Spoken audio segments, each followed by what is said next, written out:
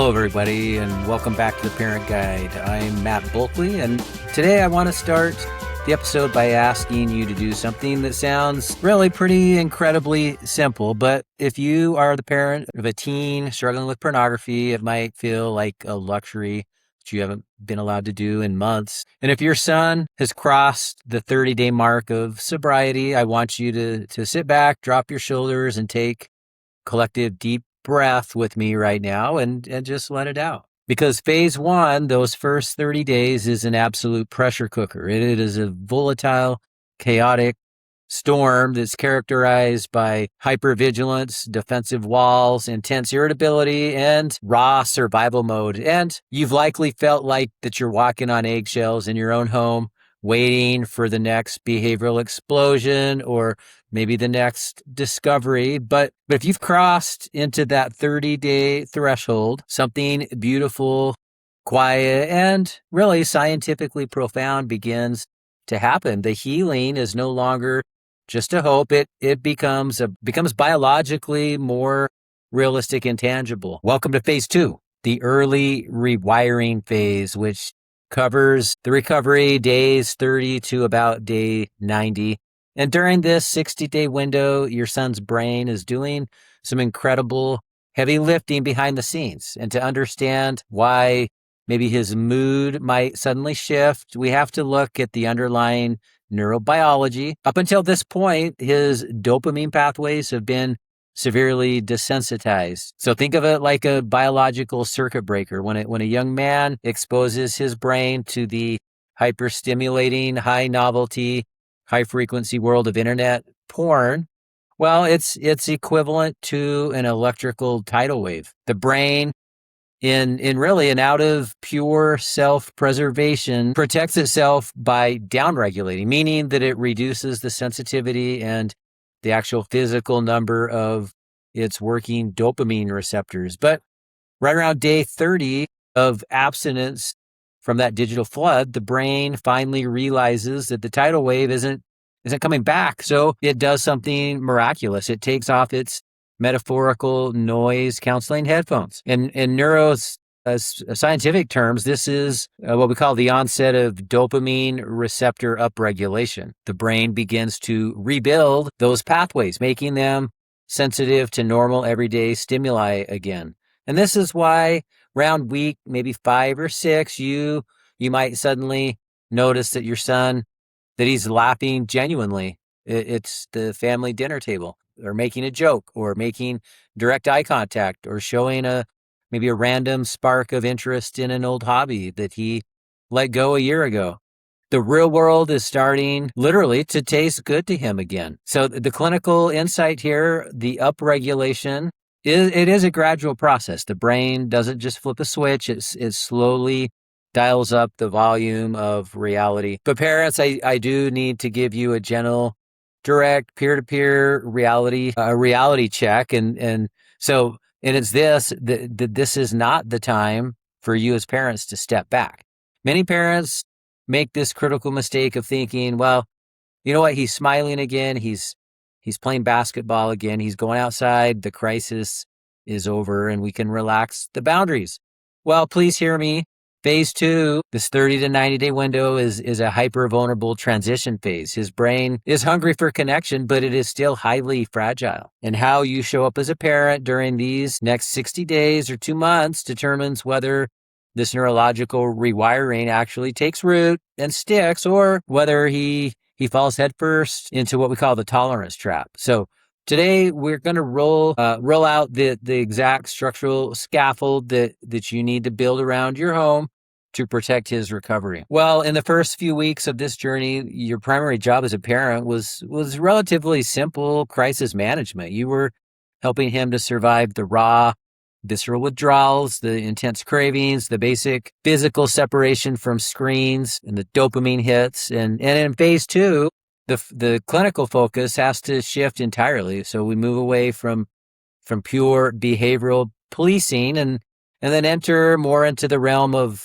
what I would call a radical relational safety. And to understand why relational safety is the absolute engine of long-term recovery, we have to pull back the curtain on what is happening inside not only your son's mind, but in his heart. In my decades of clinical practice, and specifically in the work we do at Star Guides, I see a massive hidden monster that drives a teen boy's distress. And it isn't just visual images that he watched, but it's something that I've often referred to as moral incongruence. And so just to define that a little more clearly, moral incongruence would be this agonizing internal conflict between what a person's deeply held core values are and their compulsive behaviors that put them in contradiction to those core values. So to ground this in reality, let me just tell you about a case scenario. Young man that I treated, and we'll call him Leo. Of course,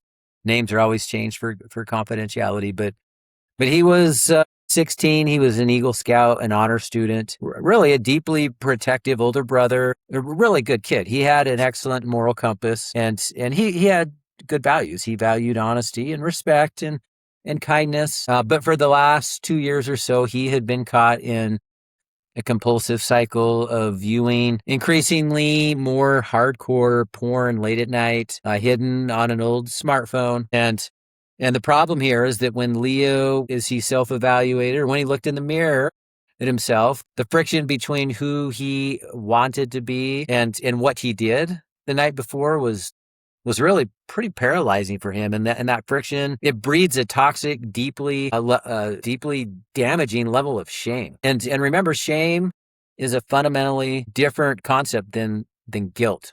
It's important that we really differentiate the difference between shame and guilt, because guilt says, well, yeah, I did a bad thing. But shame says, well, I'm just a bad person. And when a teen, an adolescent male, internalizes the belief that he is a bad person, and when a teen believes that he is fundamentally broken or defective, well, his nervous system goes into a permanent state of threat.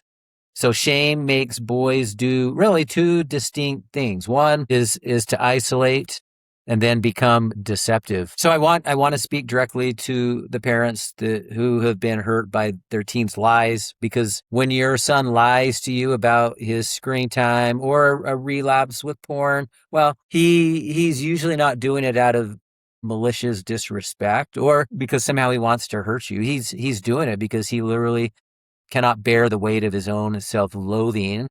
And he's terrified that if you see what is behind that curtain, that you will reject him just as harshly as he has rejected himself. If he senses that a slip up or a relapse or even just an honest admission of maybe a heavy trigger will be met with parental panic or tears or anger or lecturing or despair, well, his survival instinct will kick in and he will immediately take the struggle back underground. He'll go dark on it. So parents, what does your role look like now? How do we build the needed safety here? It means that we must train ourselves as parents to react to disclosures or relapses with calm validation rather than an intense interrogation. We have to practice what interpersonal neurobiology calls co-regulation. So when your son's nervous system is screaming in panic, he needs to look at your face and see a steady anchor, not a reflection of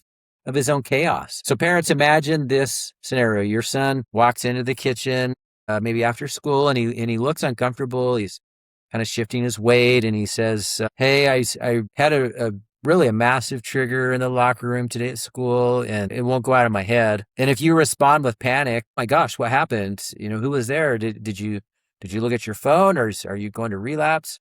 Well, you have just confirmed his worst fear, that his struggle is in fact unmanageable. But if you look at him, you take a breath, you maintain steady eye contact, and you say something to the effect of, you know what, Leo, thank you for telling me that. That really did take massive courage to say it out loud. And I'm really proud of you for breaking the isolation. And I want you to know I'm right here with you. Let's sit down for a minute. Something miraculous happens in that moment. The emotional weight and the power of that craving instantly drops because you have just co-regulated his nervous system. You've kept his prefrontal cortex online, and you've proved to his brain that his secrets do not have the power to destroy his relationship with you. So parents, remember, safety is the ultimate antidote to shame. Well, let's be incredibly practical here. While we are busy building that emotional relational safety net, we do have to pair it with a highly predictable, tangible structure. And let's just be completely honest here as well. Relying on sheer willpower alone during this early rewiring phase is a recipe for absolute exhaustion for your son. His prefrontal cortex, the part of his brain responsible for impulse control, is still under construction simply due to his age, let alone the impact of the addiction. And in a lot of cases, by late afternoon, maybe 4 p.m. on a typical school day, his willpower, that battery is pretty drained. And this is where evidence-based structured outpatient tools become a non-negotiable. In our clinical work, we highly recommend utilizing structured frameworks like the Recovery Toolbox for Teens, which we developed here at Therapy Associates. That includes the Breaking Free Workbook and the Parent Guide and the 101 Tips for Quitting Porn. And I want to reframe how you view these tools. They're by no means are they punishments. They're not digital handouts. They really are a shared, shame-free blueprint for your home that removes the guesswork from daily life. And just one of the interventions in the Parent Guide that I really like is, and probably one of the most effective and low-friction tools, is what we call the color-coded status board. Think about how incredibly difficult it is for a 14 or 15 or 16 or 17-year-old boy to find the vocabulary for an awkward, emotionally heavy conversation about his internal sexual vulnerabilities. It just feels clunky. It's embarrassing. And the status board fixes that. It's simply a 3-tier system. So there's 3 colors: the green, yellow, red. The green status color simply means my internal state is solid, it's stable. And so the action there is just simply that you're connecting, that he's working his plan, that there's low vulnerability. The yellow would indicate that the internal state is struggling or triggered or vulnerable, which would mean that he's experiencing high stress or exposed to a trigger and needs space or quiet support. And then the red would mean high risk, crisis mode, that he's really struggling with intense craving or he's relapsed. Needs an immediate boundary check. And so here's how it would be after school or in the morning. Your son simply updates a small magnet on a marker whiteboard in some location that both is visible to you as a parent and to him.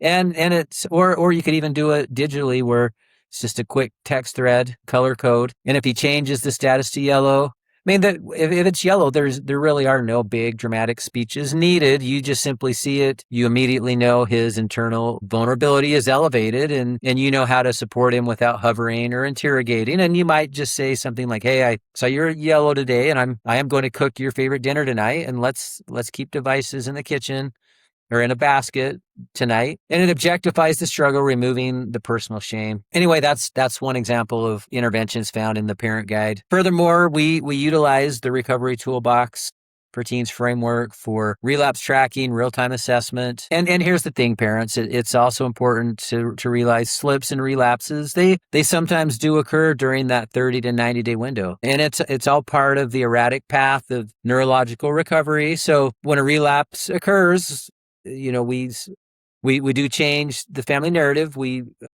violently reject the old narrative of getting caught or moral failure or resetting a clock back to zero in shame. Instead, we actually treat the relapse strictly as clinical data. So we sit down the workbook side by side, not face to face in an adversarial stance, but side by side looking at the problem. So you are aligning with your teen against the problem, and you analyze the charts and you do some analysis. Well, what happened at 4:30 on Tuesday? Or were you lonely? Were you bored from schoolwork? Was there a specific device boundary that got blurred the hour before? So you analyze, not catastrophize. And we use that data to identify the exact broken boundary or the unmanaged emotional trigger, and we adjust the scaffold, tighten the structural perimeter slightly, and move forward immediately without losing ground to the shame or the self-loathing. So another critical strategy that we implement during this 30 to 90 day window is actively dopamine mapping your teen's environment. So remember what we discussed at the beginning, that his brain is essentially starving right now. It is actively and aggressively looking to rebuild its baseline dopamine levels.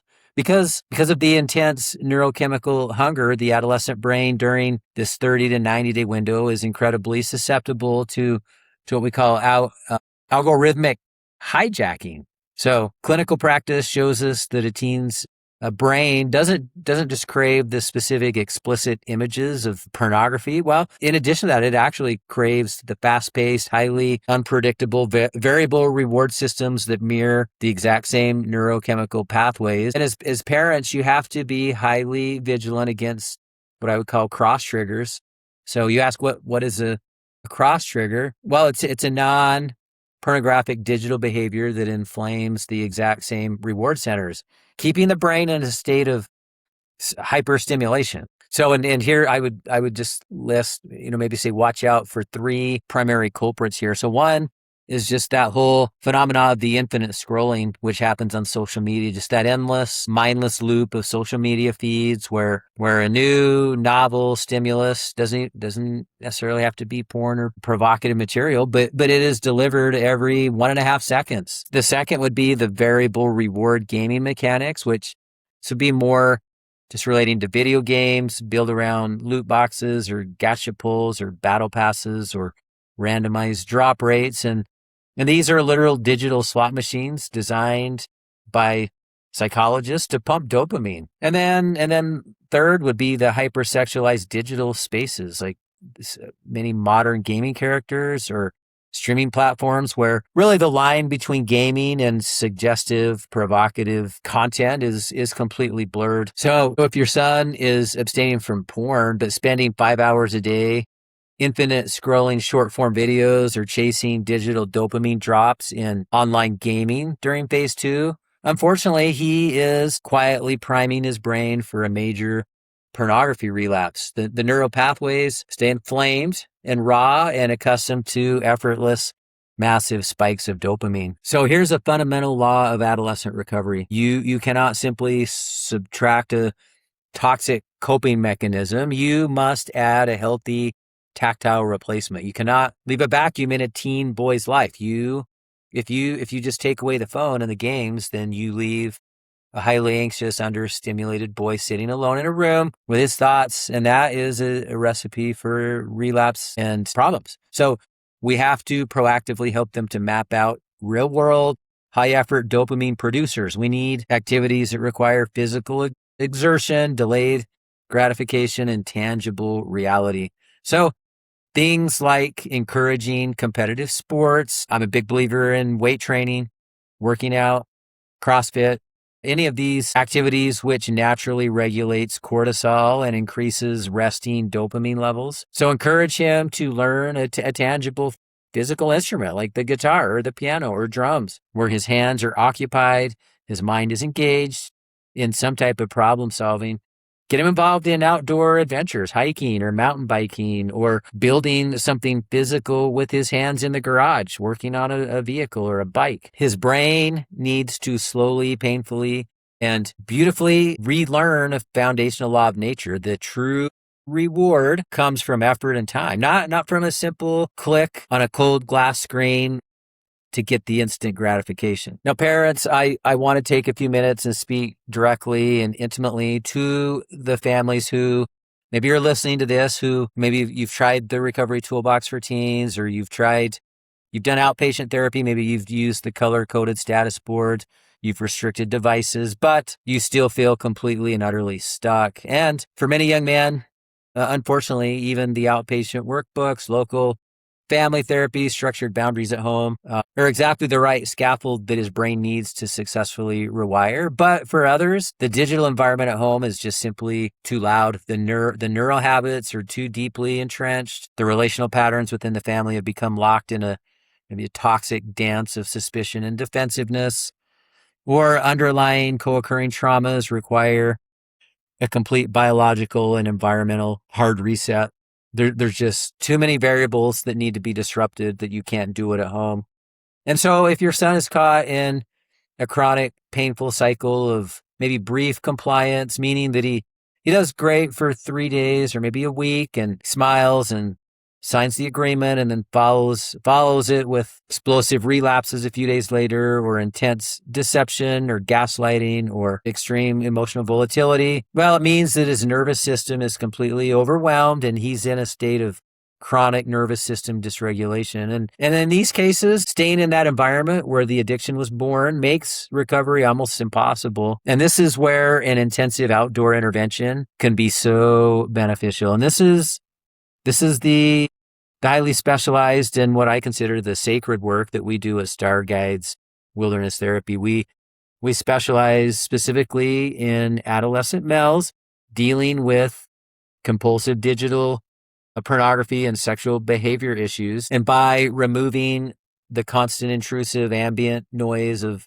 smartphones, tablets, high-speed internet, social expectations, and placing these young men in the rugged, beautiful, distraction-free environment of the high desert of southern Utah, their brains are finally given the literal oxygen and space required for an accelerated natural neurochemical reset. The constant pacing, the twitching for a screen, the hypervigilance, well, it all stops. But I want to assure you, Stargates it's not a boot camp. It's not just simply technology deprivation. It is a profound evidence-based therapeutic modality. So one of the most beautiful elements of the program is what happens in our group settings at night around a campfire in reflection circles. And in that space, sitting on the earth, looking at a fire, away from screens and the judgment of their peers back home, and the thick defensive armor of shame and isolation begins to crack. And we teach these young men how to translate their deepest, darkest internal struggles into healthy, raw, vulnerable face-to-face communication. And ultimately, that is what allows them to return home and to actively restore the exact family trust that the addiction fractured in the first place. And they realize they're not monsters, but they are good young men finding their way back to their true values. Well, parents, if you remember nothing else from today's session, please do hear me on this phase 2 window, days 30 to 90. It is a beautiful but fragile and an absolute vital season of recovery and reclamation. Your son, his brain is not permanently broken. The human brain possesses an incredible resilient capacity